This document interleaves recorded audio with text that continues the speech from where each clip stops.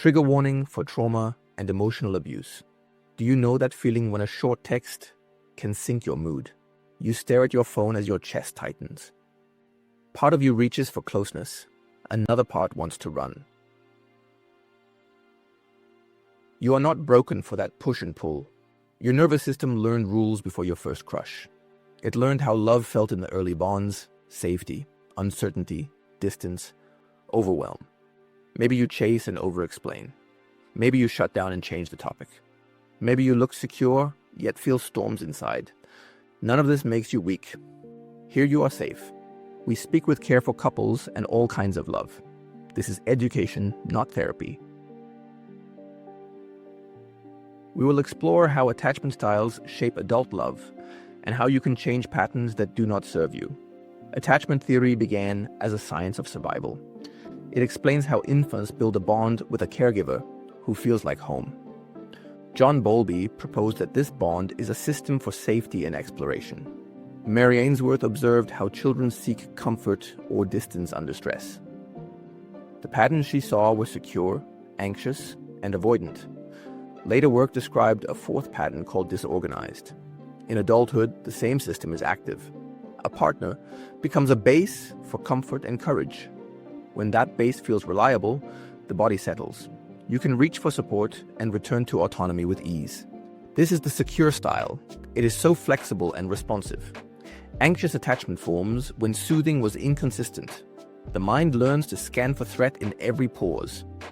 You may text again to close the gap. Protest says, "Please come closer." Avoidant attachment forms when closeness felt risky or overwhelming.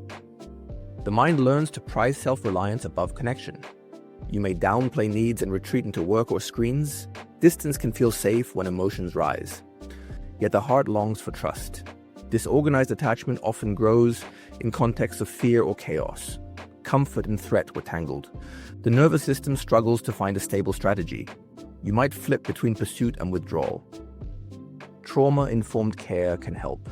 Research across decades links secure attachment with higher relationship quality and better conflict repair. John Gottman shows that couples turn toward bids of attention and soothe during conflict. Sue Johnson shows that bonding talks rebuild trust through an accessible and responsive presence. Styles are not fixed. They can shift with new experiences. Your style is not a verdict. It is a map of what once kept you safe. The map can change as you practice new ways of reaching and responding. The aim is not to become a different person. The aim is to feel safe enough to love and be loved with choice. Imagine Alex, who grew up with kind but busy parents. Texts from partners sometimes went unanswered for hours. As an adult, Alex senses danger in silence. A simple pause feels like rejection. The body goes on high alert and reaches fast. Alex dates Jordan, who learned to handle stress alone. Jordan cares deeply, yet often needs space to think. When conflict rises, Jordan looks at the floor and goes quiet. Inside, fear says, "Do not make it worse." Alex moves closer to fix it. Jordan steps back to breathe. Both feel alone at the very same moment. On a Sunday, they fight about chores. Alex says, "You never show up when I need you." Jordan says, "You are always on me." The words sting. The pattern is the real problem. Pursue and withdraw. They care and they miss each other by inches. Now picture Sam and Lena. They tend toward a secure style. They still argue about money and time. They still forget to reply, yet they return to repair. One says, "I got defensive earlier." The other says, "I pulled away when I felt judged." They make eye contact. Shoulders soften. Each knows the other is reachable.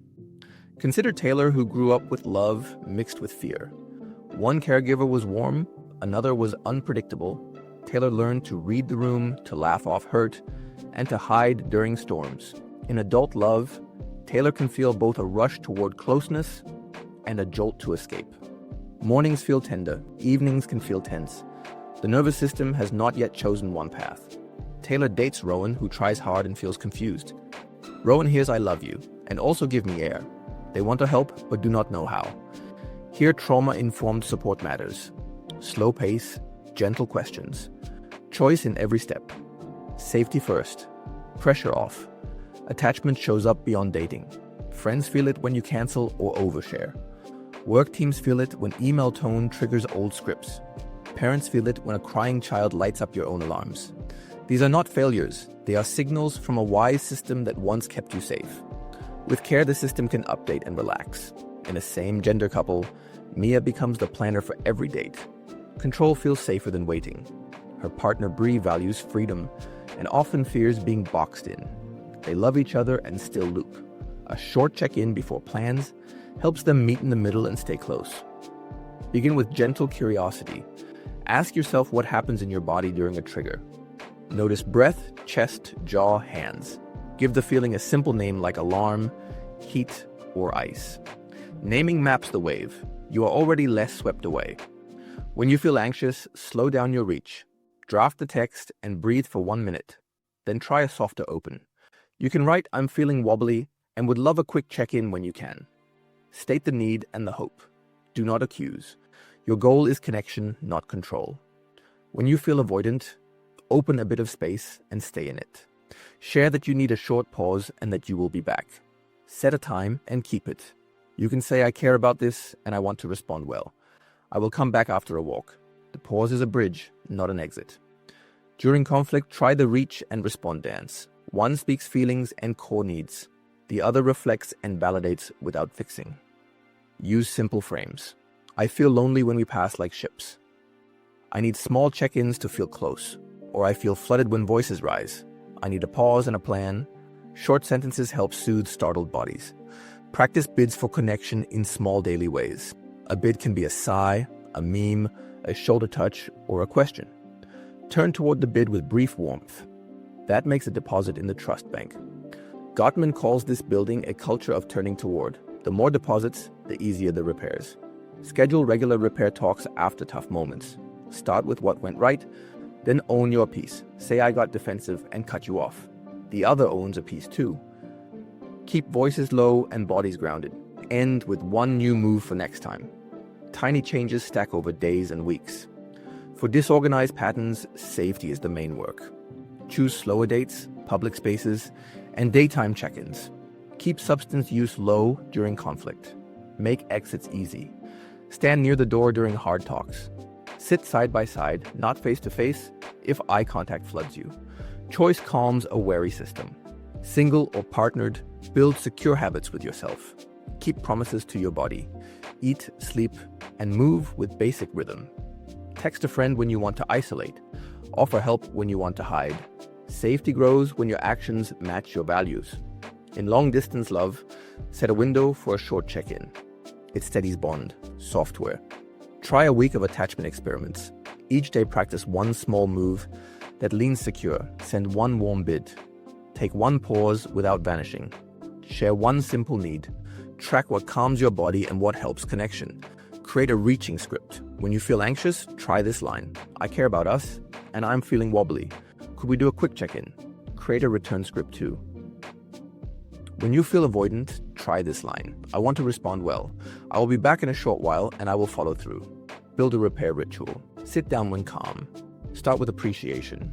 Then own one piece of the last fight and name one new move for next time. Keep it short and kind. Repeat the ritual every week. Small bricks build big walls of safety. Find your growth edge. If you pursue, practice waiting a few minutes after you reach. If you withdraw, practice staying present a little longer than usual. If you switch between both, plan for gentle exits and re-entries. Celebrate each step. Progress is rarely flashy. It is steady and real. Ask yourself 3 questions after conflict. What did I feel? What did I need? What would a secure version of me do next? Change is possible even after many hard years. Your style reflects wisdom your body used to keep you safe. You can learn a new rhythm. You can shape how you reach and how you respond. Secure is a practice, not a personality.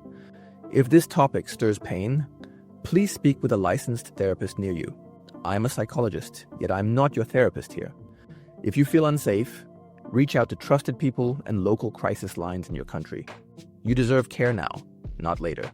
Here you are, welcome in all identities and all kinds of love. Take what serves and leave the rest. Share this episode with someone who needs gentle science, like if it helped. Tell me what you want to explore next. And subscribe to Love Mind for science-based relationship advice. You are loved.